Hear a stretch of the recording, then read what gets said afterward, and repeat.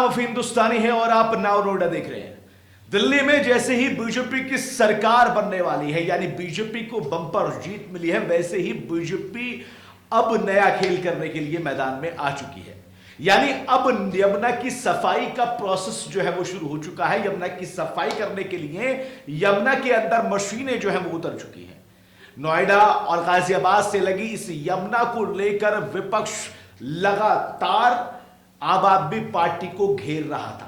यह बात मैं उस वक्त की कर रहा हूं जब आम आदमी पार्टी की सरकार थी, विपक्ष मतलब बीजेपी, और बीजेपी यमुना के मुद्दे को लेकर ही दिल्ली की लड़ाई में कूदी और उन्होंने कहा कि अरविंद केजरीवाल ने करोड़ों रुपए यमुना की सफाई के नाम पर खर्च कर दिए, लेकिन यहां पर अभी तक यमुना की सफाई नहीं हुई है।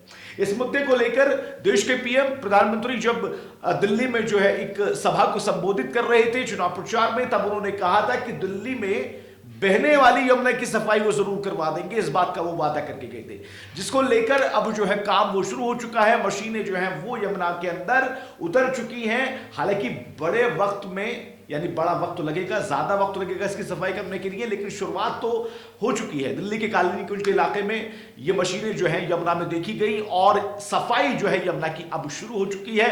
बीजेपी जो पहला वादा यमुना की सफाई को लेकर जो दिल्ली में आई थी, अब उस पर जो है अमल करती नजर आ रही है। और जानकारी ये भी निकल कर आ रही है कि यमुना को सफाई करने के लिए, यानी यमुना जितने हिस्से में दिल्ली में बह रही है, जो हिस्सा यमुना का दिल्ली में आता है, उसको सफाई करने के लिए पूरी तरीके से तैयार है और पूरी यमुना को साफ करने का बीड़ा अब बीजेपी ने उठा लिया है।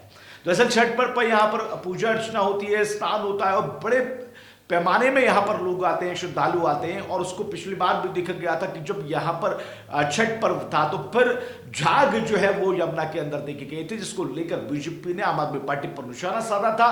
और अब खबर ये कि यहां पर जो है यमुना में मशीनें उतर चुकी हैं, सफाई अब यहां पर हो रही है। जायजा लिया हमारे संवाददाता साजिद अली ने। दिल्ली में बीजेपी के बहुमत में आने के बाद अब यमुना को साफ किया जा रहा है। तस्वीर आपके सामने है। मैं नोएडा के कालिंदी कुंज पर यमुना नदी के किनारे खड़ा हूं। तस्वीरों में आप साफ देखें किस तरह से मशीन के द्वारा साफ सफाई चल रही है। यमुना को काफी साफ कर दिया गया है। अभी कुछ तस्वीर ऐसी है जिसको साफ करना बाकी है, जिसके लिए मशीन यहाँ पर लगी हुई है। एक तरफ आप देखें तो नोएडा के सुंदर सुंदर सोसाइटियां आपको नजर आएंगी। यहाँ पर काफी संख्या में लोग रहते हैं, लेकिन यमुना में गंदा पानी होने के चलते व गंदगी होने के चलते लोगों को काफी दिक्कतों का सामना करना पड़ता था। लोग यहाँ पर घूमने आते थे। जब प्रधानमंत्री नरेंद्र मोदी दिल्ली में जनसभा को संबोधित कर रहे थे, तब उन्होंने पूर्वांचल के लोगों से और दिल्ली वासियों से ये वादा किया था, मैं पूर्वांचल की एक लोकसभा सीट से सांसद हूं और मैं आपसे वादा करता हूं कि आने वाले समय में दिल्ली में सब बेहतर होगा। अब बीजेपी बहुमत में है। फिलहाल बीजेपी ने अपना मुख्यमंत्री तय नहीं किया है। मुख्यमंत्री तय होने के बाद और भी तस्वीर सामने आएगी, लेकिन फिलहाल यमुना की साफ सफाई की जा रही है, क्योंकि लाखों की संख्या में छठ पूजा के पर्व पर श्रद्धालु यहां पर पहुंचकर पूजा अर्चना करते हैं। पूर्वांचल के काफी संख्या में लोग दिल्ली में रहते हैं।